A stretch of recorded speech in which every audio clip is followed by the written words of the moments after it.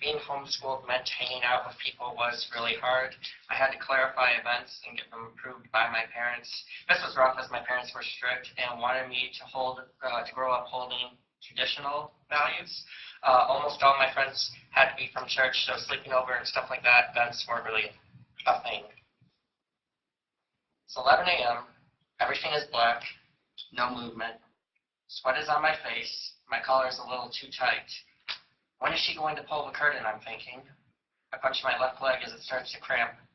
I've been awake about 30 hours now with no rest. God, why do I do this to myself? We're all statues right now, praying it goes well. There's my friend Jediah in the corner. He has it way worse than I do.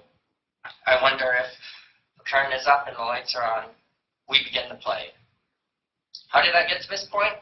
It all started when I joined Selah, the name of a Christian acting group. I was about 18 at this time and had gotten to know my buds Josh, who always put on a macho act but was really a teddy bear inside, Zach, whose dad later would go on to think that we'd been drinking beer that night, and Jediah, basically my best friend and the one who had about 400 lines in this play. There were others, but these were the people I'd be spending the night with. At this point, we were in a 3-day performance of a play. We had already done Thursday night and were practicing Friday afternoon when we all got the idea to have a sleepover at my place. Being 18 at the time, I was the only one with the car. I was also Zach's and Josh's ride home, so us just all sticking together kind of made sense. After a lot of long convincing of my parents, I was set to have a sleepover. So we finished our Thursday night Friday night practice, I should say. Arsenic and Old Lace was the play, if you were wondering. I was just a stock cop on stage with very few lines, and it all goes well. People clap, mostly parents and church family, and we all clean up. We're in the car going home when I realize Mom and Dad will still be up. Despite being 18, I'm very embarrassed about my parents, and I decide I need to limit the time my bros see my parents for as long as possible. What do? I take us way out of the way of my house, and we get food at the Sonic in Country Club Hills. We left around 9 and spent a good 2 hours at Sonic before going to Walmart. And at Sonic, we didn't really eat during the play because we had nerves, and we find that not eating kind of helps.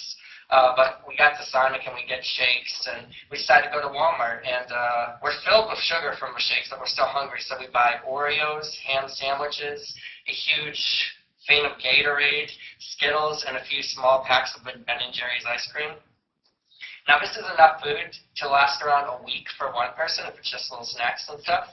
And to make it worse, Zach has a gluten allergy, so he doesn't even eat half the stuff that we ate.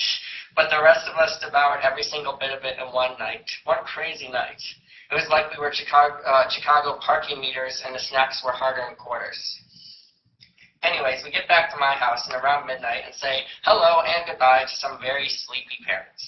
My friends and my parents interacted for about 2 minutes and all is well. We get in my bedroom and we just eat everything in rapid succession. Oreos, Skittles, that jug of Gatorade that was like this big was gone in 10 minutes. Zach passes out around 12:30 and Josh follows soon after. Now, what do you guys do at sleepovers when no one else is around? What great secret activities do we engage in? We talk. Literally, we didn't really play video games, watch TV, or anything. Just talking the night away like teenage girls after a prom. Me and Jediah are up until about 7 a.m. when Josh and Zach wake up. It's at this point we realize sleep would be a good idea. Because the play starts at 11 and we've had so much sugar we haven't slept at all. My parents will soon be up, so I decide to take us on a walk around the early morning neighborhood because even though we need sleep, we're all pumped up on sugar. No one else is around, birds are barely chirping, and the sky has a strong gray to it. Eventually, we come to my local park, 4 of us, and we decide pull-ups would be a good way to get sugar out of our systems. I'm done after about 3, but Jediah, who's only done 3 to 4 in the past, it's not very strong, gets up there and he does 10. Everyone is surprised, and we all go back to the house. He clonks out for an hour or 2, but I can't sleep, so I just stay up chilling with Josh and Zach. Eventually, the time comes, and we have to do our final performance, but not before getting more food. We go and get these little fish fillet sandwiches from McDonald's and spend the entire half hour before the play starts just throwing it all up. I don't know if it was all the garbage from the night before or if the fish was bad, but we throw up what feels like weeks worth of food. Zach's dad comes in the back room as me and Shadiah puke and later tells Zach that he believes we drank beer that night after he passed out.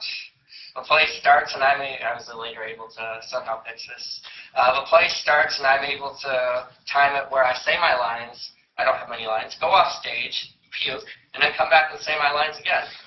Poor Jediah, though, he spends most of the time on stage saying lines. He has a huge part. He's on stage for a very long time, and he has very few breaks. But he holds together, though.